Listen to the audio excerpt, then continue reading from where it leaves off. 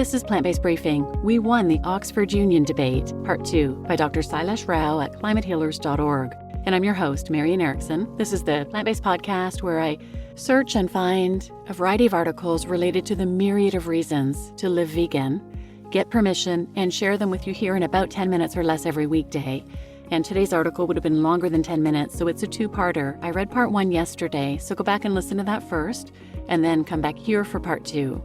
And now let's get to today's plant-based briefing. We won the Oxford Union debate, Part 2, by Dr. Sailesh Rao at climatehealers.org. There are two explanations for perhaps the gravest threat ever posed to civilization and all life on Earth, the imminent danger of runaway climate change. One explanation, the one we hear about all the time from our leading climate spokespeople, is the burning of fossil fuels. It is certainly true that the burning of fossil fuels contributes greenhouse gases to the atmosphere, thereby warming the planet. But the other explanation, what I call the cow in the room, is rarely addressed: the human folly of exploiting animals, that is animal agriculture. When these two sources of greenhouse gases are compared in the media, fossil fuel burning is always emphasized and is almost always assigned the greater responsibility for warming the planet. But the opposite is true. When you factor in the potential carbon absorption of the forest land cleared for animal agriculture, you find, with any honest accounting, as I published in a peer-reviewed paper, that animal agriculture is responsible for at least 87% of greenhouse gases on an annual basis. When I made that calculation, I did not include the respiration of farmed animals. I did not include the bottom trawling of the oceans by industrial fishing.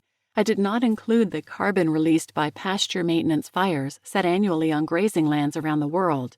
I did not include the loss of phytoplankton populations and sea forests due to industrial fishing.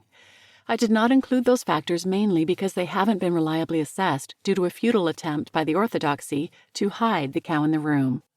But it seems clear to me that if we could estimate these factors and include them in the calculation, we would find that animal agriculture is responsible for, wait for it, well over 100% of greenhouse gas emissions into the atmosphere. Now that sounds unbelievable. How could it possibly be responsible for more than 100%? Because the evidence points to the possibility that the Earth will start cooling in a vegan world, even if we continue to conduct all our other activities as we do today. The cessation of animal agriculture will result in healthy oceans, healthy forests, and healthy soils. And if we want to reverse climate change, then we must adopt a strategy that can draw down greenhouse gases from the atmosphere. Healthy oceans and sea forests can do that. Healthy soils and trees can do that. Solar panels and electric cars cannot. Now, I am not a supporter of the fossil fuel industry, far from it. It is my engineering assessment that we must wean ourselves off fossil fuels gradually. But we burn fossil fuels to heat and cool our homes, to transport ourselves, to manufacture goods, to ship goods. These are all social goods. What social good comes from animal agriculture? Nothing.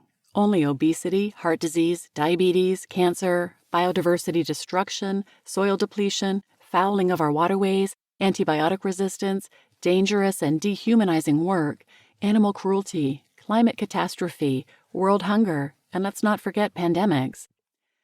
Indeed, there is nothing that will not improve when we end the cruelty and folly of exploiting animals. I have just given you the intellectual reasons to go vegan, but lasting change comes not from the head, but from the heart. In that regard, I have made a pinky promise to our granddaughter Kimaya that the world will go largely vegan by 2026, which is the year we will have killed almost all the wild animals if we don't change course.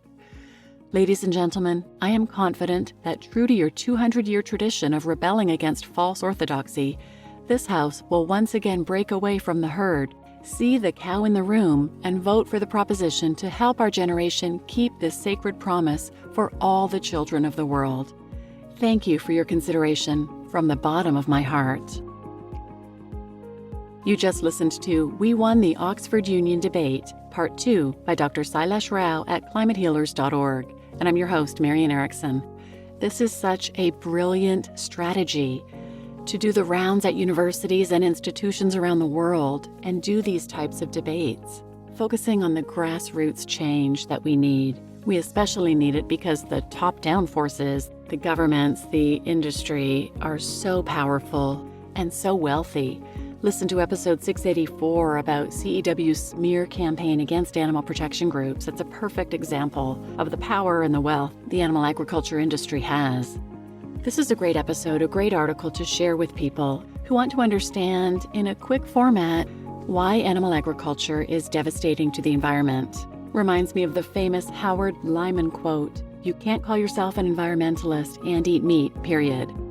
I also appreciated the take on the phrase "go vegan" because I thought of it as a one-time event. Just go vegan and that's all you do. And I like to use the phrase "live vegan" instead, but I can appreciate how go vegan can be taken as a journey as well, because it totally is a journey. I'm sure all of you, like I have, keep learning and growing in my veganism, and it's just the best journey ever. Only thing I regret is not doing it sooner. And like Colleen Patrick Goudreau says, it is a joyful journey. Sure, there is trauma when we see what's still going on around us and how our family and friends are still paying for animal abuse. But overall, it's joyful because I am no longer following orders, as Will Tuttle says, to quote all these people. I'm no longer following orders. We were all indoctrinated. We were raised to eat animals. It's not natural to want to hurt others. It's not natural to want to kill animals. If a child sees an adorable, playful piglet or an apple, they would choose to eat the apple and not to hurt the piglet. But they are taught to eat the pig. They're told to, in fact. They're told they have to. They are following orders. We all were raised following orders from thousands and thousands of years ago. Humans used to think it was normal and natural to sacrifice animals. Most of the world doesn't believe that anymore, but most of the world still believes it's normal and natural to kill animals to eat them. It's learned behavior. We are following orders from thousands of years of cultural history from our ancestors. But we don't have to do it anymore. Once we've awakened, once our eyes are opened, we now know it is completely unnecessary in this day and age for most of the world to exploit animals for our use. And did you catch where he said that by 2026, we will have killed almost all the wild animals on Earth if we don't change course? With the climate emergency upon us, it is so easy to go vegan and make a difference. So please share this episode with anyone who might benefit, and thanks for listening.